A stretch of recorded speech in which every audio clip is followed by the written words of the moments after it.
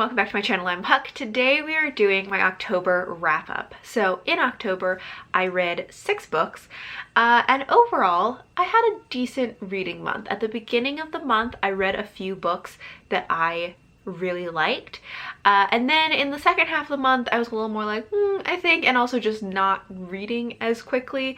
My reading has just been very uneven recently, and I feel like the last month or two this has been happening where like I read a bunch of books or a few books right at the beginning of the month and then I like don't read anything at the end of the month. So apparently I only read like half the month now. I don't know.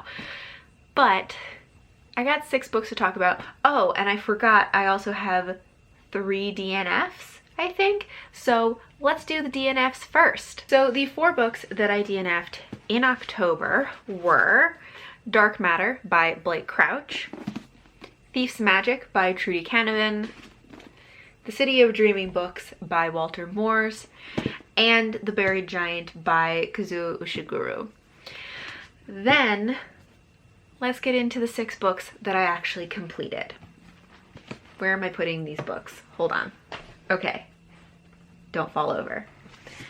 Alright, so the first book that I finished in October was The Assassins of Salon by Lois McMaster-Bujold. This is the 10th book, I think, in the Penrick and Desdemona series of novellas. So in this series, we're following Penrick, who is a temple sorcerer, and what that means is that he shares his body with a chaos demon who he has befriended and named Desdemona, and the two of them just go on missions and have shenanigans. And in this one, there has been an assassination attempt that involves demons, and so as a temple sorcerer, Penrick is called in. He also has personal connections to the person who was the target of the assassination attempt. So Penrick is called in and they catch the assassin and then trace that back to finding out about a larger plot behind this one assassination attempt. And I really enjoyed this one. This whole series is very fun, although, you know, within a series that has like 10 books in it, there are some hits and misses. This is one that I particularly enjoyed in the series and I gave it 4 stars. The next book that I finished in October was A Song of Flight by Juliet Marillier. This is the 3rd and final book in the Warrior Bards trilogy. I did receive an e-arc on NetGalley from the publisher, but I ended up just buying and reading my own physical copy. But I really enjoyed this book, which is no surprise because Juliet Marillier is one of my favorite authors of all time, and I've been enjoying this series as a whole. So in this series, we're following 3 main characters who are Livon, Brock, and Dao. They are all young warriors who at the beginning of the first book are all like vying for a place on Swan Island, which is this island where they train elite warriors.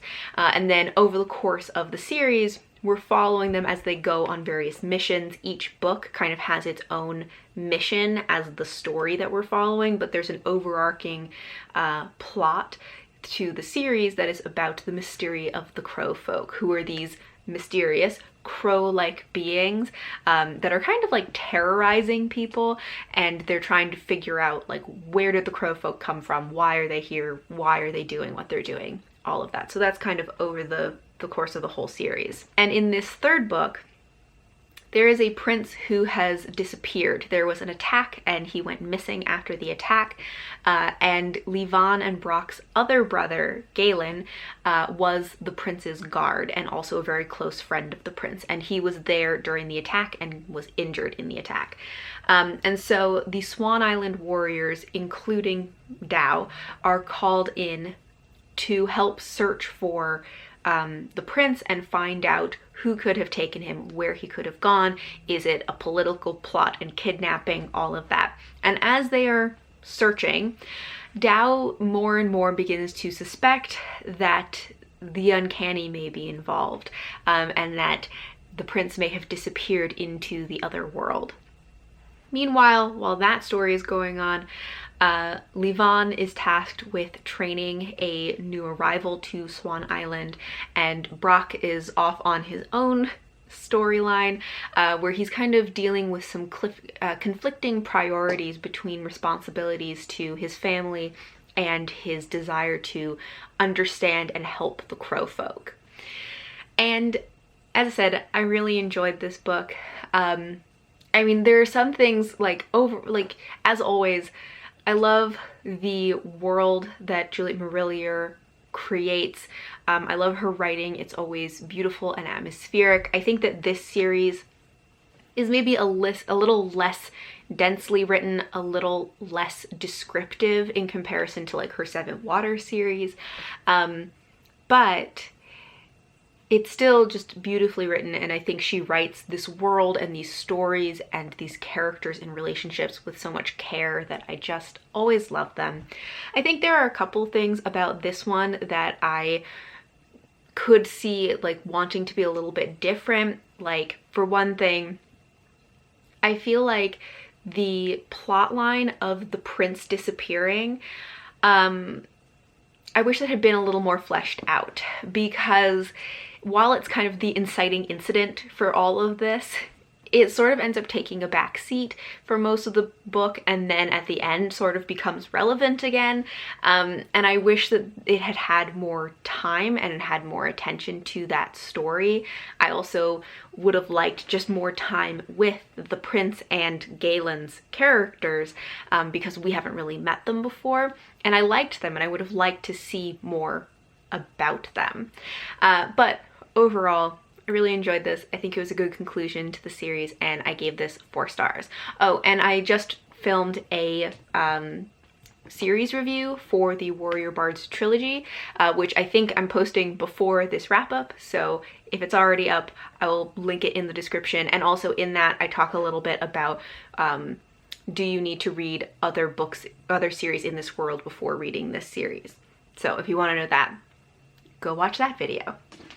All right, so the next book that I completed in October was actually a book of poetry, which is The House of Belonging by David Whyte, who is a poet that I have read before and I really enjoy. So this is just another book of poetry from him that I read, and I really liked this one. And then I also read a nonfiction book, which I mentioned in a previous video, I think, which was Burnout, The Secret to Unlocking the Stress Cycle by Emily Nagoski and Amelia Nagoski, who are sisters, I believe. And I really liked this one. I think that it had some really interesting stuff in it. This one definitely takes an approach to burnout and stress that is focusing on individuals and how individuals can manage their own stress and try and prevent burnout. But I really liked this. I think it was very interesting, and I think a lot of people would like this also. So this is definitely one that I'll probably recommend to people. After that, I read A Psalm for the Wild-Buit by Becky Chambers.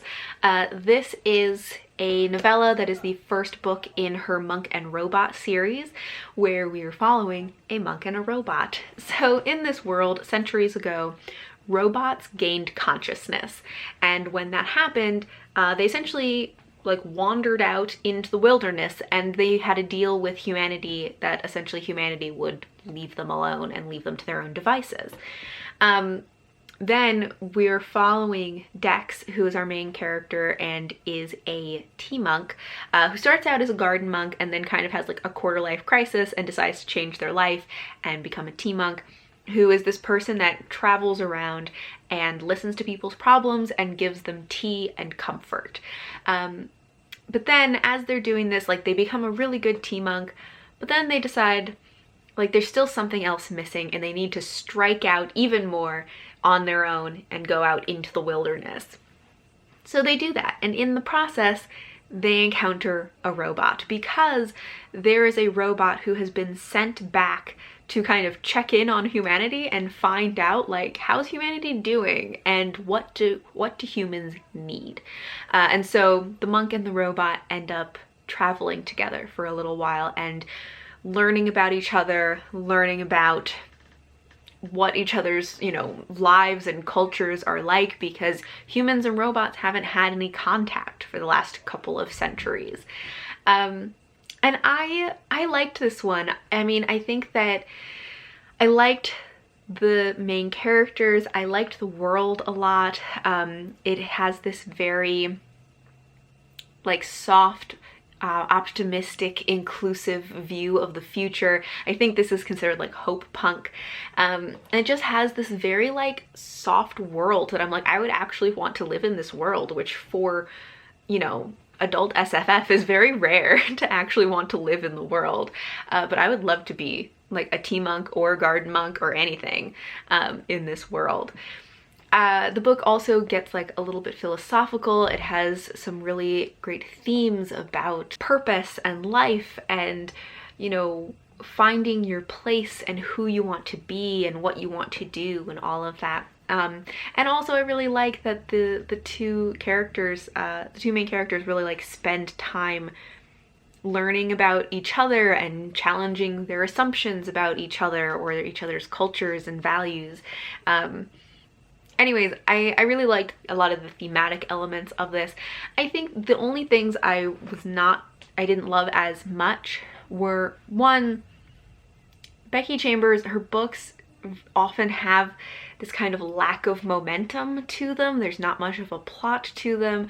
And while I'm not really a plot-driven reader, I always end up having like a hard time getting through her books, not because I'm not enjoying them, but I just don't feel that momentum.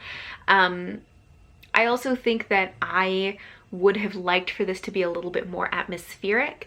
Her writing style is very simple. It's not bad at all. I think it's well written, but it's just like a very simple writing style, which for a lot of people I think is part of the appeal, is just like the simplicity of her books and her writing, and there's something very like comforting about them in that way. For me personally, I would have liked it to be a little more atmospheric, especially because a lot of the book is taking place like out in the wilderness, and there has this opportunity for like also like the ritual aspect of making tea and the cozy feeling of that. Like I just wanted a little more atmosphere out of it. And I think that if it had a little more atmosphere, that also would have kind of like kept me a little bit more engaged. It ended up taking me a little bit longer to read this than it normally would have to read a book this short. But overall, I enjoyed it. I do plan to read the next book.